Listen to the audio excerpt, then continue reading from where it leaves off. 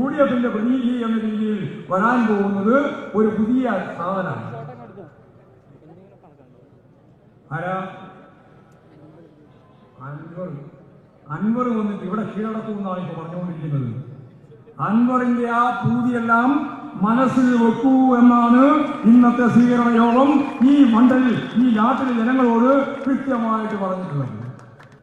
ഇപ്പൊ SIT വേണ്ടെന്ന് പറഞ്ഞ് BJPക്കാർ ഇവരെല്ലാം കൂടി ചേർന്ന് BJPയുടെ ഏറ്റവും പ്രധാനപ്പെട്ട ഇഷ്ടപ്പെട്ട വിഭാഗം അത് ED വന്നപ്പോ ED തന്ത്രികളിൽ കയറിയില്ല, ബാക്കികളിൽ കയറി, തന്ത്രികളെ കൂട്ടി കയറിയില്ല. അപ്പൊ അവരുടെ ഉദ്ദേശം അവരെ രക്ഷപ്പെടുത്താനാണ്. ഉടനെ ചാർജ് ചെയ്ത് കൊണ്ടുവന്ന് കോൺഗ്രസ് പറയുന്നത് ഇനി ആരെയും ചോദ്യം ചെയ്യാതിരിക്കാനാണ്. ഞങ്ങൾ ഒരു കാര്യം ഉറപ്പിച്ച് അന്നും പറഞ്ഞു ഇന്നും പറഞ്ഞു നാളെയും പറയും. ആരാണോ ഉത്തരവാദി അവരെ നിയമത്തിന്റെ മുമ്പിൽ കൊണ്ടുവരണം. ശബരിമല അയ്യപ്പന് ഒരു തരി സ്വർണം നഷ്ടപ്പെടാൻ പാടില്ല.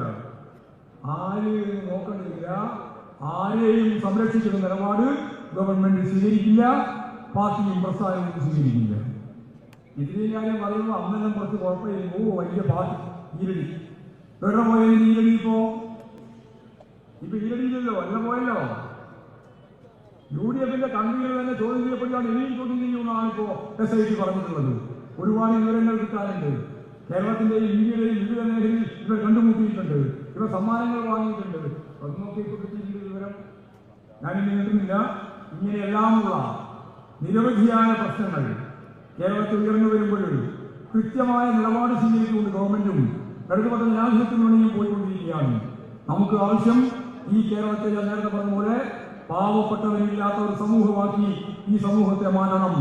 ലോകത്തെ വികസിത അർദ്ധ വികസിത രാജ്യങ്ങളിലെ 100, 300, 400 കൊല്ലക്കാലത്തെ വളർച്ചയുടെ ഭാഗമായി രൂപപ്പെട്ടു വന്ന ആ നാട്ടിലെ ജനങ്ങളുടെ ജീവിത നിലവാരത്തെക്കാൾ മെച്ചപ്പെട്ട ജീവിതം ഈ കേരളത്തിലെ ജനങ്ങൾക്ക് നൽകാൻ സാധിക്കുന്ന ഒരു സമീപനത്തിലേക്കാണ് ഞങ്ങൾ മുന്നോട്ടേക്ക് പോകുന്നത്.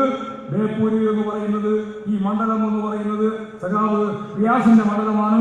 ആ മണ്ഡലത്തിന്റെ ചരിത്രത്തിലെ ഇന്നേ വരെ ഇല്ലാത്ത രീതിയിലുള്ള വൻ മുന്നേറ്റത്തിലാണ് ജനങ്ങളെയും അതുപോലെ തന്നെ മണ്ഡലത്തെയും എത്തിച്ചിട്ടുള്ളത്.